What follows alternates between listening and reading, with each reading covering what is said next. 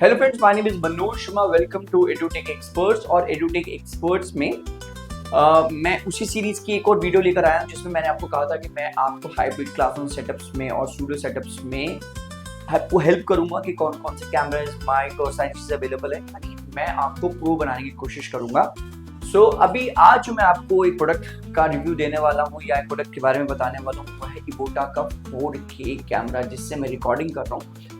आप देख रहे हो कि क्वालिटी बहुत अच्छी है इसकी। 4K कैमरा होने की वजह से इन फ्यूचर रेडी भी है, क्योंकि अभी हो सकता है कि आप 4K में रिकॉर्ड ना करें, बट इन फ्यूचर अगर आपको 4K में रिकॉर्ड करना है तो आपके लिए फ्यूचर रेडी है। तो अब कैमरा लेते हुए किन किन बातों का ध्यान रखना चाहिए, छोटा सा ग्लिम्स उसके बारे में मैं आपको बता देता हूँ। देखिए, सबसे इंपॉर्टेंट चीज है कि जो भी हम कैमरा ले रहे हैं उसमें हमें ये चीज जरूर चेक करनी कि उसमें मैनुअल सेटिंग्स हैं या नहीं। मैंने इससे पहले एक कैमरे का रिव्यू डाला था, उसके अंदर बाइक की सारी चीजें बहुत बेहतरीन थी, बट एक ही चीज मिसिंग थी, वो थी कि उसके अंदर मैनुअल सेटिंग्स नहीं थी। ये मैनुअल सेटिंग्स की जरूरत पड़ती क्यों है? जितने प्रोफेशनल लोग हैं वो समझते होंगे कि जब आपके बैकग्राउंड में एक स्क्रीन इन्वॉल्व्ड है तो आपको shutter speed, gain, colour grade, ये सारी चीजें सेट करनी पड़ती हैं। तो अगर आपका जो कैमरा है अगर वो ऑटो पे काम कर रहा है तो ना तो वो आपको कोई भी कलर ग्रेड सेट करने देगा, ना वो गेन सेट करने देगा, वो ऑटो पे चलेगा, राइट? ना वो आपका जो फोकस है वो भी मैनुअल नहीं होता उसके अंदर, तो फोकस भी बार बार वो करेगा तो वो ब्लर होती जाएगी वीडियो। तो सबसे इंपॉर्टेंट चीज है कि आप उसमें ये चेक करें कि मैनुअल सेटिंग है या नहीं है, और कोशिश करें कि आप 4K कैमरा लें। फुल्ली HD में भी कोई प्रॉब्लम नहीं है, बिकॉज फुल्ली HD में क्या है, जब हम रिकॉर्ड करते हैं तो हम फुल्ली HD करते हैं, क्योंकि 4K जो अगर हम रिकॉर्डिंग करते हैं तो फाइल बहुत हेवी बनती है, और आजकल सिर्फ गाने ही 4K रिकॉर्ड होते हैं। जो भी कंटेंट, एजुकेशनल कंटेंट रिकॉर्ड हो रहा है वो मोस्टली लोग फुल HD पर ही करते हैं। आपको इवोटा के कैमरे में क्या क्या चीजें मिलती हैं वो मैं आपको बताता हूँ। सबसे इंपॉर्टेंट चीज है कि आपके पास ये 4K कैमरा हो जाता है। दूसरा, AI जेस्चर कंट्रोल है, यानी आप अपने जेस्चर से इस कैमरे को कंट्रोल कर सकते हैं। वो मैं इस वीडियो के लास्ट में उस पोर्शन को लूंगा। और इस कैमरे को आप अगर हाइब्रिड क्लासरूम सेटअप में यूज कर रहे हैं तो उसको किस तरह से लगाना है, अगर आप एक क्लासरूम में यूज कर रहे हैं तो उसको किस तरह से लगाना है, चलिए उसके बारे में एक छोटा सा मैं आपको एग्जांपल देता हूँ। देखिए, ये दो तरीके से ये कैमरा यूज होता है।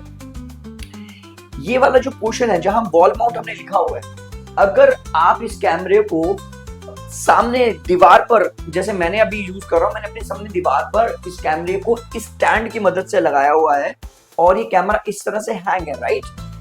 या तो आप ये कर सकते हैं, बट अगर आप एक क्लासरूम में रिकॉर्ड कर रहे हैं, जो क्लासरूम बहुत बड़ा है, सामने दीवार बहुत दूर है, तो ये कैमरा मैं सजेस्ट करता हूं आपको कि मैक्सिमम 8 से 10 फीट से दूरी पर मत लगाएं, क्योंकि ऐसा नहीं है कि इसके अंदर 12x जूम है, आप उसको जूम कर सकते हैं, बट जितनी ज्यादा वीडियो को आप जूम करेंगे उतने ही पिक्सेलेट होने के चांसेस रहते हैं।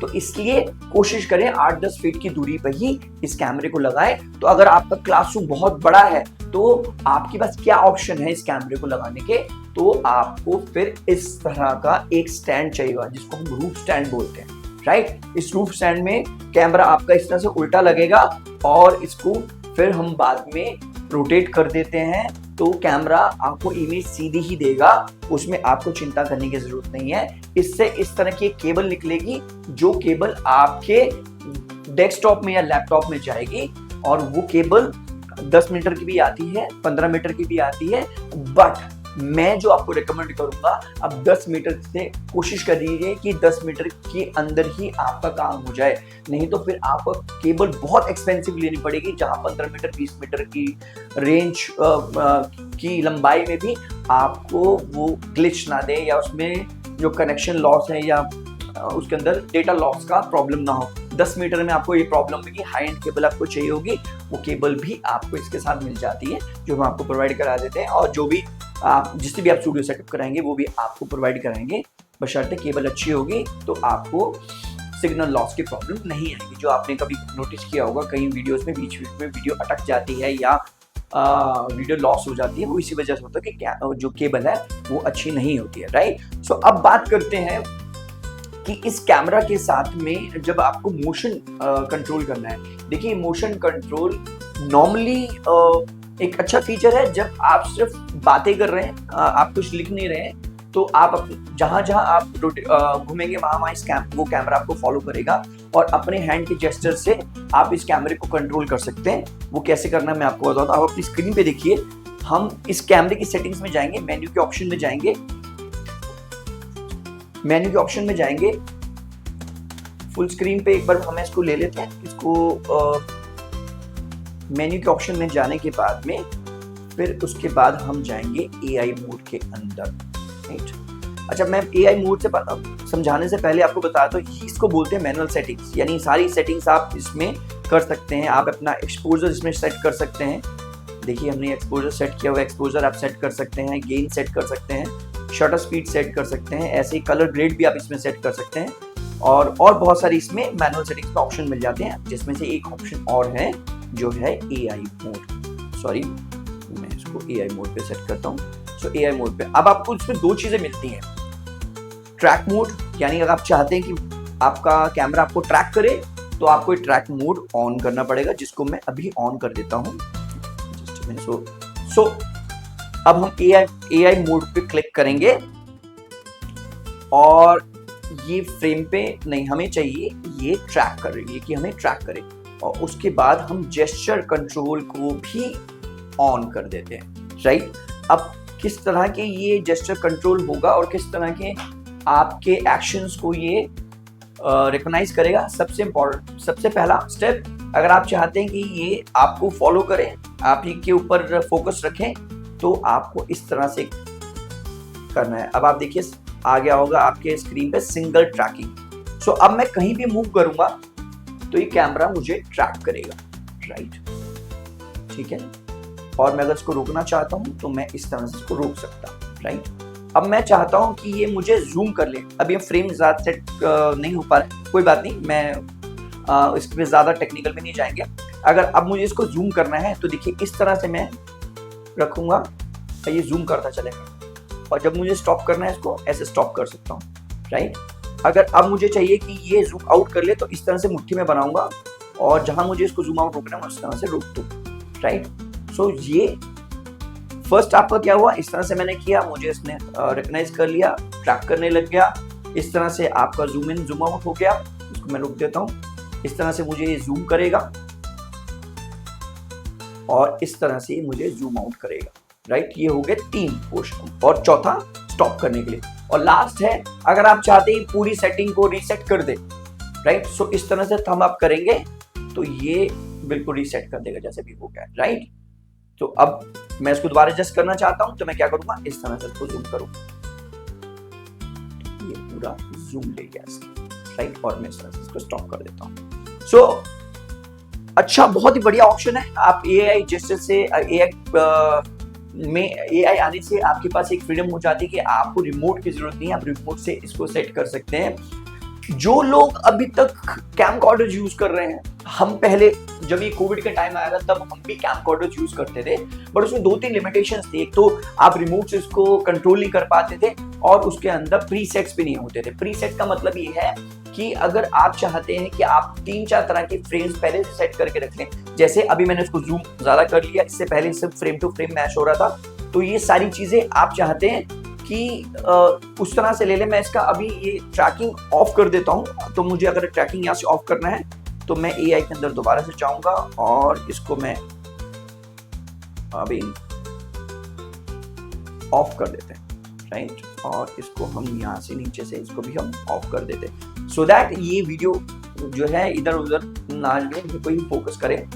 सो अब प्रीसेट का मतलब है, देखिए अभी हमने 1 नंबर दबाया, दोबारा से उसी फ्रेम पर आ गए जिस फ्रेम पे ये था।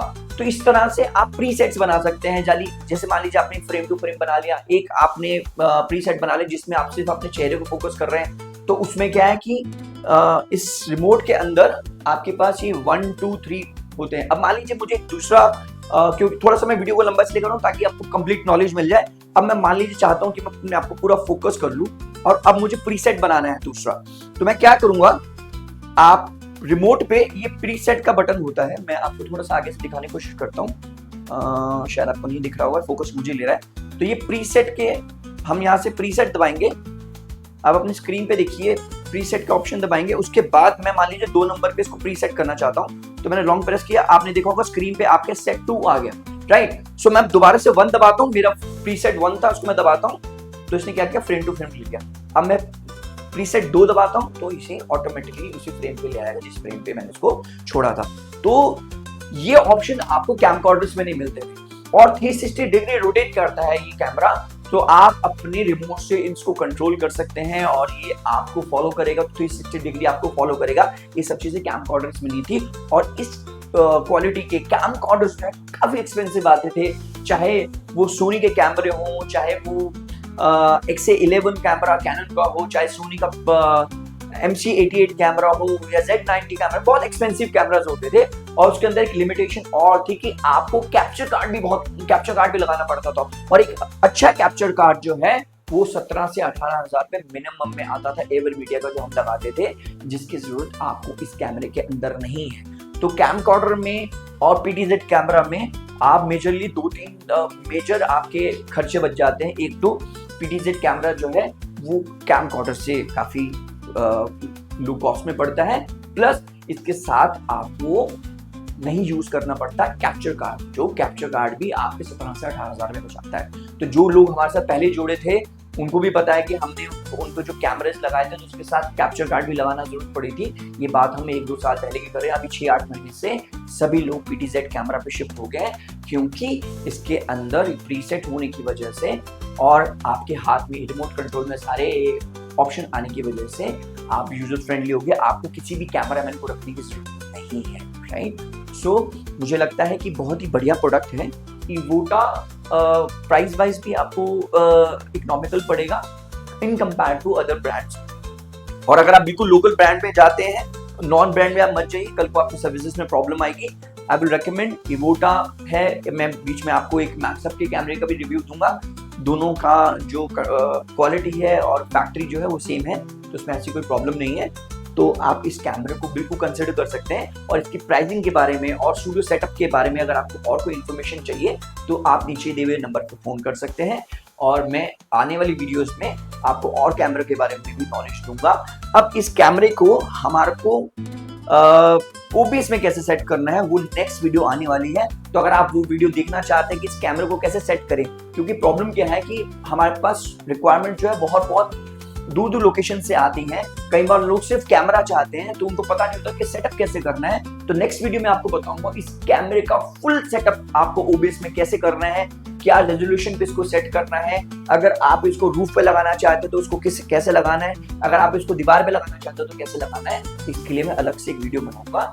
सो इस वीडियो में यहीं तक। प्लीज सब्सक्राइब कीजिए इस चैनल को। मैं बार आपको बोल रहा हूँ, जितने ज्यादा सब्सक्राइब करेंगे उतना मेरा मोटिवेशन मुझे आएगा। इससे पहले मैं वीडियोस सिर्फ टाइम की शॉर्टेज की वजह से नहीं बनाता था। I want to give you full knowledge of studio setup, so that अगर आप हमारे से यहाँ से कोई सेटअप मंगवा रहे हैं और आप वहीं पर अपने लोकल वेंडर से अपना सेटअप कराना चाहते हैं तो आपको कहीं से कहीं तक प्रॉब्लम नहीं आएगी। और बाकी हम आपको एनीडेस्क पे 24/7 अवेलेबल हैं, तो कोई प्रॉब्लम नहीं है। So thank you very much, मिलते हैं अगली वीडियो में।